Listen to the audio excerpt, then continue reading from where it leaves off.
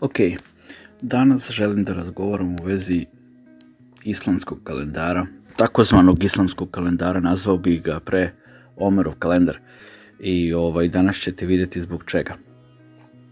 Pre nego što počnem sa čitanjem ovih informacija, želeo bih samo da navedem određene bitne stvari koje sam primetio kod današnjih muslimana i to u vezi kada se govori u vezi kalendara, u vezi istine, određenih istina koje takozvani sunnet ne prihvata.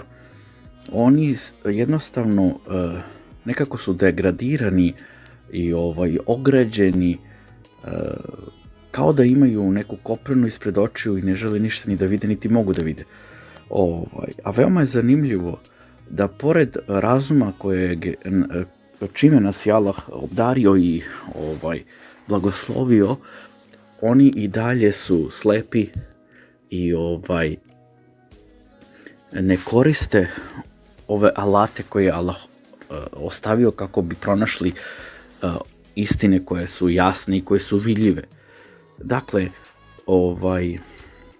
nalazim to kao jednu čudnu stvar da ljudi slepo slede svoje vodiče, da ne ispituju ništa, ne traže, uzimaju zdravo za gotovo ono što čuju od svojih imama, baš kao što su nekada radili hrišćani i jevreji, tako rade današnji muslimani. Dakle, ne istražuju, ne studiraju, ne ispituju je li to tako, uzimaju sve zdravo za gotovo, poput jedne životinje. Iako u Kuranu stoji da je Allah zadužio ljude, obdario ih je razumom, dao im je sluh, dao im je vid, dao im je načine da mere stvari, da vide da li je to istina šta neko govori ili ne. I ovo možemo čitati u 17. suri i kaže jasno i glasno, ne govori ono što ne znaš, i sluh, i vid, i razum, za sve to će se zaista odgovarati.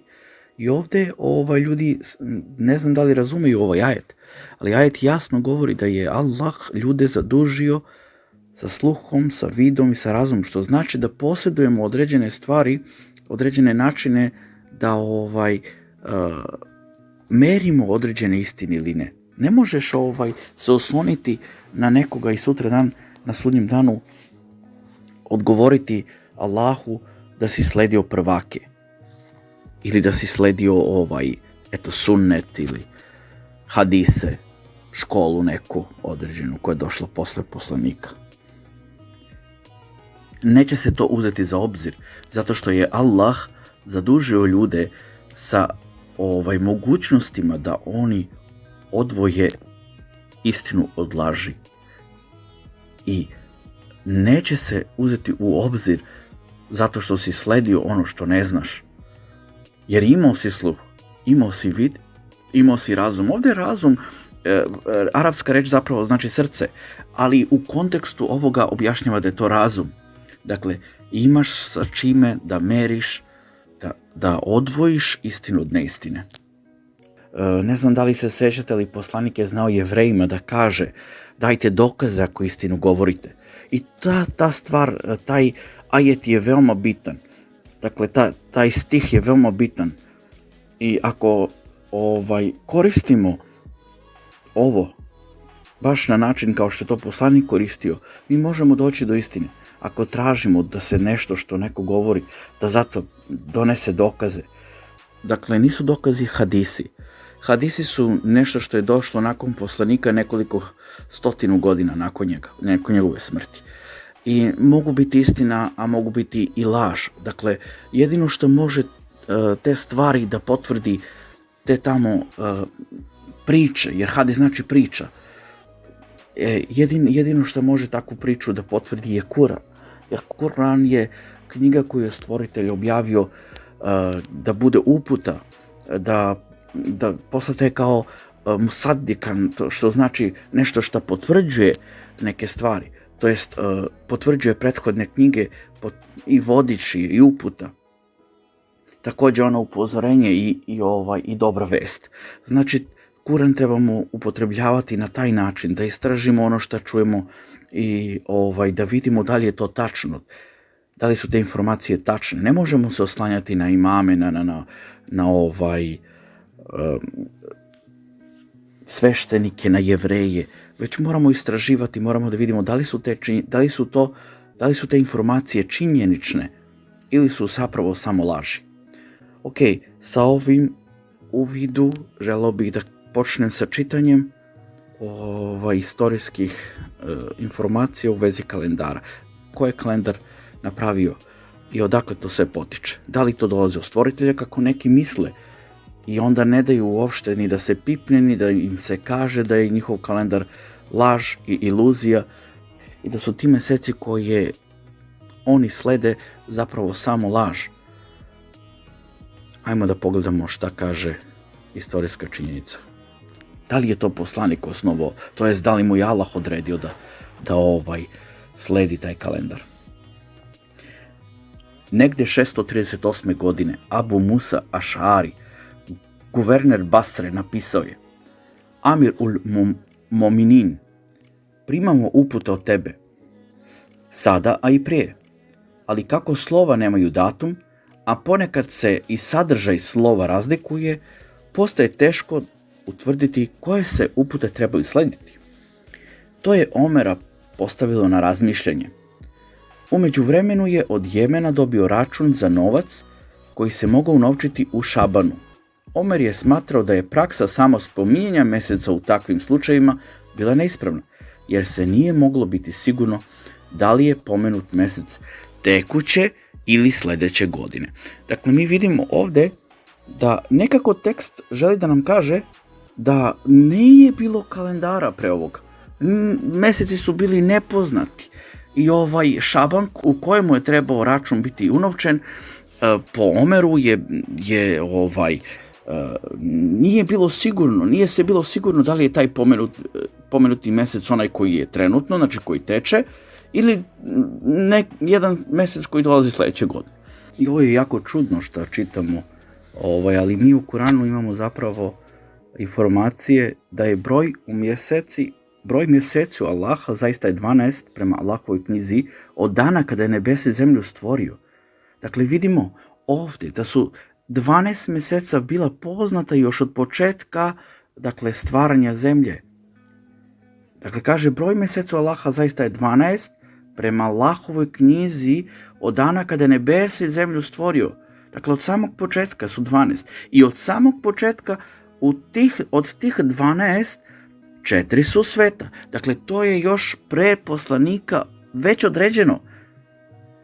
Ja ne znam šta sad ovaj tekst kojeg smo čitali, istorijski, znači tekst, govori neke stvari koje uopšte nemaju veze sa Kuranom. Idu protiv Kurana. Mi vidimo da on kaže: Omer je smatrao da je praksa samo spominjanja meseca u takvim slučajevima bila neispravna, jer se nije moglo biti sigurno da li je pomenut mesec tekuće ili sledeće godine. I ovo se jasno protivi onome što čitamo u Kuranu. Dakle, nemoguće da je poslanik bio bez kalendara i da nakon poslanika kalendar je bio izgubljen, kako se ovde objašnjava. I imajte u vidu da je ovo nekih 6 godina nakon poslanikove smrti. Dakle, ovde piše negde 638. godine. Dakle, nekih 6 godina nakon poslanikove smrti kada je Omer došao na vlast.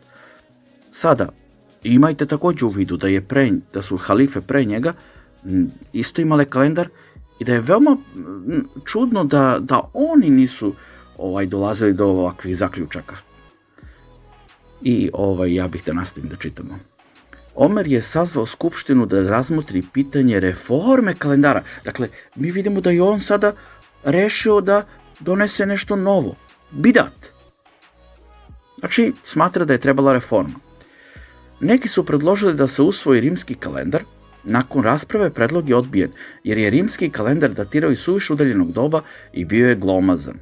Sledeće je razmatrano hoće li se usvojiti perzijski kalendar. Hormuzan je objasnio istaknute osobine persijskog kalendara zvanog Mahroz. Konsensus mišljenja je bio da takav kalendar ne bi bio pogodan za muslimane. opšte je mišljenje bilo da bi muslimani, umjesto da osvoje bilo koji strani kalendar, trebali bi imati svoj vlastiti kalendar. S time je dogovoreno i sljedeća razmatrana tačka bila je od kada takva era treba započeti. Dakle, ovo je jasna kontradikcija onoga što čitamo u Kuranu. Dakle, vidimo ovdje da oni uopšte nisu znali kada da počnu kalendar i navodno su mislili da treba stvoriti njihov vlastiti kalendar, kao da oni nisu imali vlastiti kalendar. A poslanik je cijelo vrijeme bio sa njima. Koji je kalendar on držao? Ako oni nisu imali svoj vlastiti kalendar, da je on došao do zaključka da treba imati sada novi kalendar, koji bi bio vlastiti kalendar muslimana. Što je veoma zanimljivo. Mi kad čitamo Kuran opominje hrišćane i jevreje i kažem, vi niste nikakve vere ako ne stojite na Tevratu, Inđilu i na onome što se objavljuje od Gospodara. Znači Tevrat, Inđil i Kuran. Sada mi imamo ovdje da Omer želi da napravi novi kalendar koji nema veze s ničim. Dakle, nije bitno šta piše u Tevratu, nije bitno šta je u Inđilu, nije bitno kako će hrišćani i jevreji stojati na takvom kalendaru. To uopšte nije bitno. Ovo me uopšte ne čudi, jer hrišćani su ranije isto tako krenuli sa takvim stvarima. Oni su, recimo, uzeli sebi solarni kalendar, što je skroz protiv Tevrata, jer Tevrat objašnjava da se treba slediti sunce, mjesec i zvezde. Ali to je druga tema. Dakle, vidimo ovdje da su oni samo nagađali. A želim da pročitamo nešto u Kuranu, šta Kuran govori u vezi nagađanja. Ako uspem ovdje sa ovom aplikacijom.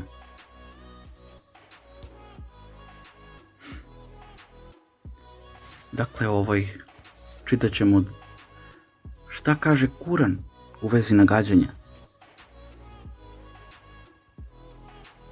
Većina njih sledi samo pretpostavke, ali pretpostavke nimalo nisu od koristi istini. Allah u istinu dobro zna ono što oni rade. Mi vidimo da je Allah protiv nekih nagađanja i pretpostavka. A u ovom istorijskom izveštaju mi vidimo da se oni oslanjaju na nagađanja. Oni uopšte nemaju znanja kada kalendar treba da počne, odakle i tako dalje. Idemo dalje sa istorijskim izveštajima.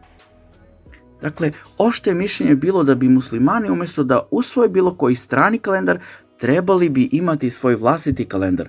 S tim je dogovoreno i sljedeća razmotrena tačka bila je od kada takva era treba započeti. Neki su predložili da era započne od datuma rođenja svetog poslanika. Dakle, i ovo je isto veoma smešno. Kako je neko mogao da nešto predloži?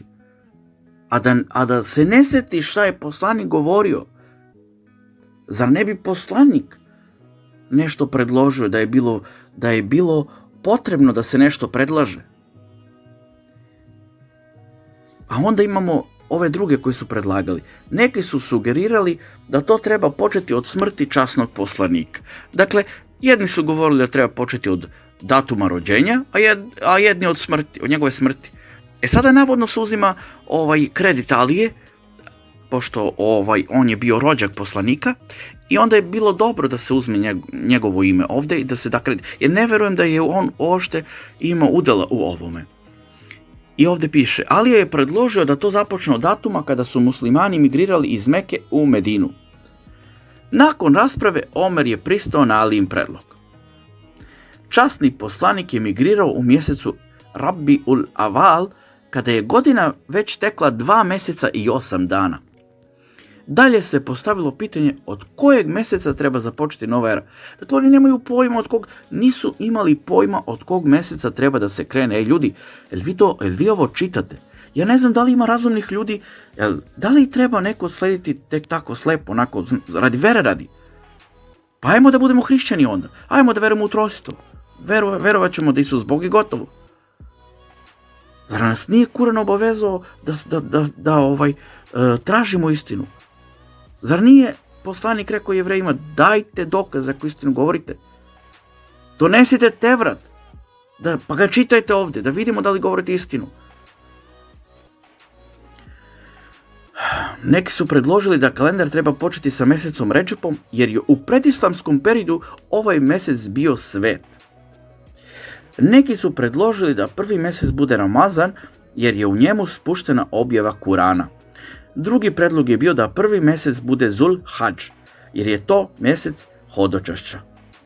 Osman je predložio da kao što je u Arabiji godina započela sa Muharemom, nova era također treba započeti sa Muharemom. Ovaj predlog je prihvaćen. Datum je u skladu sa tim pomaknut za 2 mjeseca i 8 dana i novi hidžretski kalendar počeo je sa prvim danom Muharema u godini migracije, a ne od stvarnog datuma migracije. Omer je u skladu sa tim izdao uputstva svim dotičnim u vezi sa provođenjem hidžretskog kalendara. Dakle, ljudi, vidjeli ste, ovaj ceo istorijski izveštaj na osnovu kojeg je ovaj kalendar izgrađen, kojeg danas ljudi slede, muslimani, je osnovan na temelju nagađanja i pretpostavki. Dakle, ovaj kalendar nema veze sa Kuranom, nema veze sa poslanikom. Meseci, znači koji počinju, početak mjeseca je skroz netačan, isto također osnovan na pretpostavkama. Trebalo bi ljudi da otvore oči. Ovo su jasne činjenice da je kalendar izmišljen i da je on došao tek nakon smrti poslanika i to 6 godina nakon njegove smrti. 6 godina. Da li se neko pita šta su muslimani držali 6 godina? Šta su držali u toku poslanstva poslanika Muhameda? Da li vam je jasno da je ovo laž i iluzija? Da li vam je jasno da trebate da sledite Kuran i da tražite Kuranom istinu u prethodnim knjigama? Kalendar je postojao još od pre, kao što smo vidjeli, kao što smo pročitali u 9. suri.